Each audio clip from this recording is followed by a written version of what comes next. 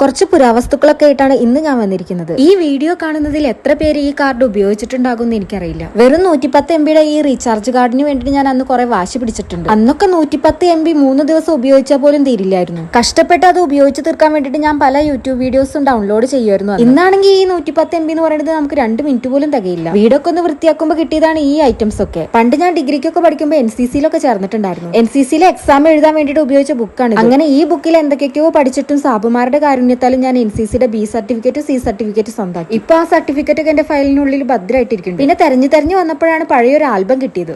ഈ കാണുന്നത് എന്റെ ചെറുപ്പത്തിലെ ഫോട്ടോയാണ്. ഞാനാണെന്ന് പോലും മനസ്സിലാവില്ല. പിന്നെ ഈ തലതിരിഞ്ഞ് കാണുന്നത് ഇപ്പൊ നേരായത് ഞാൻ തന്നെയാണ്. ഇത് ഞാൻ റിക്കവർ ചെയ്യാൻ കുറെ നോക്കിയെങ്കിലും നടന്നില്ല. പിന്നെ എന്റെ നഖത്തിലെ ചളി നിങ്ങൾ കാര്യമാക്കരുത് കേട്ടോ. ഞാൻ റൂം വൃത്തിയാക്കാണ്. ഇതെന്റെ നഴ്സറിയിലെ ഫോട്ടോയാണ് കേട്ടോ. ഇതിൽ രണ്ടാമത്തെ റോയില് റെഡ് കളർ ഇട്ടിരിക്കുന്ന കുട്ടി ഞാനാണ്. ഇത് പിന്നെ എന്റെ 1ാം ക്ലാസ്സിലെ ഫോട്ടോയാണ്. എല്ലാ ഫോട്ടോയുടെ കാര്യം ഏകദേശം തീരുമാനമായിട്ടുണ്ട്. ഇതാണ് എന്റെ 2ാം ക്ലാസ്സിലെ ഫോട്ടോ. ഇതാണ് എന്റെ 3ാം ക്ലാസ്സിലെ ഫോട്ടോ. ഇതിൽ ടീച്ചറുടെ അടുത്തിരിക്കുന്ന കുട്ടി അത് ഞാനാണ്.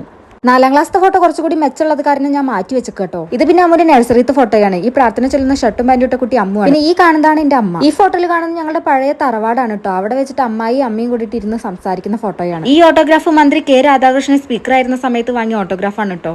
ഈ ഫോട്ടോ അമ്മയുടെ കല്യാണ സമയത്ത് എടുത്തൊരു സിംഗിൾ ഫോട്ടോയാണ്. പിന്നെ ഈ കാണുന്നതാണ് എന്റെ 10ാം ക്ലാസ്സിലെ സ്ലാം ബുക്ക്, അതായത് നമ്മുടെ ഓട്ടോഗ്രാഫ്. അതിന്റെ ഒരു ഭാഗം മുഴുവൻ എലി കരണ്ട് പോയിട്ടുണ്ട് കേട്ടോ. അന്നൊക്കെ എന്റെ കൂടെ പഠിച്ച ഒരു സൂര്യയുടെയും വിജയുടെയും ഒക്കെ ഫോട്ടോ ഉള്ള ഓട്ടോഗ്രാഫ് ആയിരുന്നു യൂസ് ചെയ്തിട്ടുണ്ടായിരുന്നത്. പക്ഷെ എനിക്കെന്തോ അതിനോട് വലിയ താല്പര്യമില്ലാത്തതുകൊണ്ട് ഞാൻ സാധാരണ ഒരു ബുക്കാണ് വാങ്ങിയത്. ഇതിനായിരുന്നെങ്കിൽ വിലയും കുറവായിരുന്നു. അതായിരുന്നു മെയിൻ റീസൺ. പിന്നെ ഇതാണ് എന്റെ +2-ലെ സ്ലാം ബുക്ക്. ഇതും സെലിബ്രിറ്റീസ് ഒന്നും സ്ഥാനം പിടിക്കാത്ത ഒരു സാധാരണ സ്ലാം ബുക്ക് ആയിരുന്നു. പിന്നെ ഈ മിഠായി ആര് തന്നതാന്ന് പോലും എനിക്ക് ഓർമ്മയില്ല. എന്തായാലും അന്ന് പ്രേമത്തിന്റെ അക്ഷരമാല എന്ന് അറിയാത്തോണ്ട് ലവേഴ്സ് ഒന്നും തരാൻ വഴിയില്ല. പബ്ലിക് എക്സാമിന്റെ സമയമായതുകൊണ്ട് തീരെ സമയമില്ലാത്തതുകൊണ്ട് കുറെ പേർക്ക് എഴുതാനും പറ്റിയിട്ടില്ല. ഇതില് ഈ കാണുന്ന അർണാസ് എന്ന് പറയുന്നത് ഞങ്ങളുടെ ഗ്യാങ്ങിന്റെ പേരായിരുന്നു. അതിൽ രണ്ടുപേരായിട്ട് ഇപ്പൊ തീരെയും കോണ്ടാക്ട് ഇല്ല, നമ്പർ പോലും ഇല്ല. പിന്നെ സയൻസ് പഠിച്ചവർക്ക് ഈ ബുക്കിന്റെ വാല്യൂ എന്താന്ന് പറഞ്ഞു തരണ്ടല്ലോ. ഈ ബുക്ക് നമുക്ക് എക്സാം ഹാളിക്കും കൊണ്ടുപോയിരുന്നു. +2-നും ഡിഗ്രിക്ക് സുവോളജി ലാബിൽ ഉപയോഗിച്ച ഡിസെക്ഷൻ ബോക്സ് ആണ് ഈ കാണുന്നത്. ഇതിൽ കുറെ സാധനങ്ങളൊക്കെ ഇപ്പൊ മിസ്സായി. അതുപോലെ തന്നെ കുറെ സാധനങ്ങൾ നമുക്ക് ഡിസെക്ഷൻ ഉപയോഗിക്കേണ്ടി വന്നിട്ടില്ല. പലതിന്റെയും പേര് വരെ മറന്നുപോയി എന്ന് വേണമെങ്കിൽ പറയാം. ഡിഗ്രിക്ക് നമ്മുടെ ബ്ലഡ് ഗ്രൂപ്പ് ടെസ്റ്റ് ചെയ്യാൻ വേണ്ടിയിട്ടുള്ള ഒരു എക്സ്പെരിമെന്റ് ഉണ്ടായിരുന്നു. എനിക്ക് ഏറ്റവും പേടിയുള്ള എക്സ്പെരിമെന്റ് ആയിരുന്നു അത്. അതിൽ ബ്ലഡ് എടുക്കാൻ വേണ്ടി ഉപയോഗിക്കുന്ന സാധനമാണ് ഇത്. ഇതിന്റെ പേര് ലാൻസെറ്റ് എന്ന് മറ്റോ ആണ്. പിന്നെ ഈ കാണുന്നത് എന്റെ +2-ത്തെ യൂണിഫോമും അതേപോലെ NCC യൂണിഫോമും ആണ്. ഒരു മെമ്മറിക്ക് വേണ്ടിയിട്ട് സൂക്ഷിച്ചു വെച്ചതാണ്. ഇതെന്റെ PG സമയത്ത് ഊട്ടിയിൽ പോയപ്പോൾ എടുത്ത ഫോട്ടോയാണ്. ഏകദേശം നാശാവാറായിട്ടുണ്ട്. ഇത് പിന്നെ എന്റെ ടൈം പാസിന് വേണ്ടിയിട്ട് ഞാൻ ഓരോന്ന് വരച്ചു കൂട്ടുന്ന ഒരു ബുക്കായിരുന്നു. ഇതിൽ രണ്ടാമത്തെ ചിത്രം എന്റെ ഹസ്ബൻഡ് വരച്ചതാണ്. ഇതുപോലെ ഒരുപാട് പുരാവസ്തുക്കൾ എന്റെ കയ്യിലുണ്ട്. തൽക്കാലത്തേക്ക് ഇത്രേ കാണിക്കുന്നുള്ളൂ.